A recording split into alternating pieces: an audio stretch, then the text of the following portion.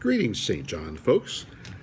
This is Pastor Pete Zieg, retired Lutheran pastor, and I'm pleased to be sharing with you today in the continuation of the reading of Matthew's Gospel, today reading the 16th chapter.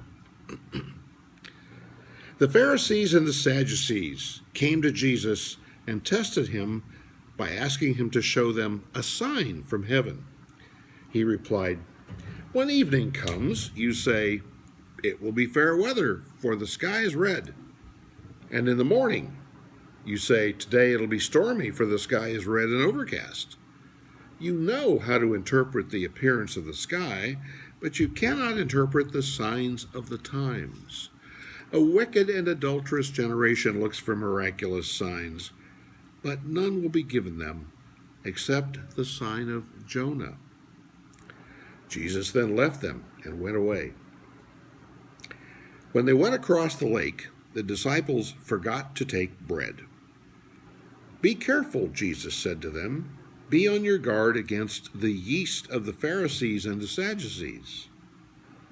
They discussed this among themselves and said, "It's because we didn't bring any bread." Aware of their discussion, Jesus said, "You of little faith, why are you talking among yourselves about having no bread? Do you not understand? Don't you remember the 5 loaves from the 5,000 and how many basketfuls you gathered up? Or the 7 loaves for the 4,000 and how many baskets full you gathered up? How is it that you don't understand that I was not talking to you about bread? But be on your guard against the yeast of the Pharisees and Sadducees."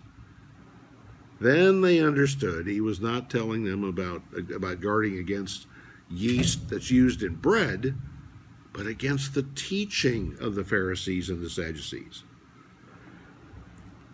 When Jesus came to the region of Caesarea Philippi, he asked his disciples, "Who do people say the Son of Man is?" They replied, "Some say John the Baptist, others say Elijah, and still others, Jeremiah, or one of the prophets." "But what about you?" Jesus asked. "Who do you say that I am?" Simon Peter answered, "You are the Christ, the Son of the living God." Jesus replied, "Blessed are you, Simon, son of Jonah, for this was not revealed to you by man, but by my Father in heaven. And I tell you that you are Peter, and on this rock I will build my church, and the gates of Hades will not overcome it." I might point out there are 2 different interpretations of this section of Scripture.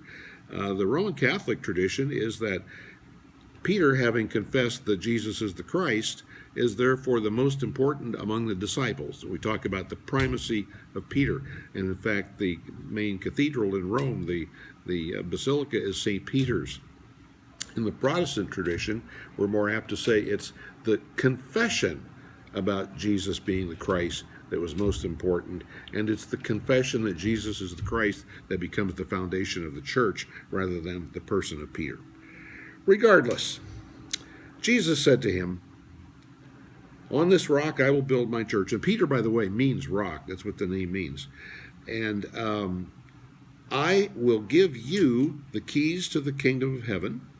And whatever you bind on earth will be bound in heaven, and whatever you loose on earth will be loosed in heaven." And then he warned his disciples not to tell anyone that he was the Christ. From that time on, Jesus began to explain to his disciples that he must go to Jerusalem and suffer many things at the hands of the elders and the chief priests and the teachers of the law, and that he must be killed, and on the 3rd day be raised to life. Peter took him aside and began to rebuke him. "Never, Lord," he said. "This shall never happen to you." Jesus turned and said to Peter, "Get behind me, Satan. You are a stumbling block to me, and you do not have in mind the things of God, but the things of men." Then Jesus said to his disciples, "If anyone would come after me, he must deny himself and take up his cross and follow me. And whoever wants to save his life will lose it. But whoever loses his life for me will find it.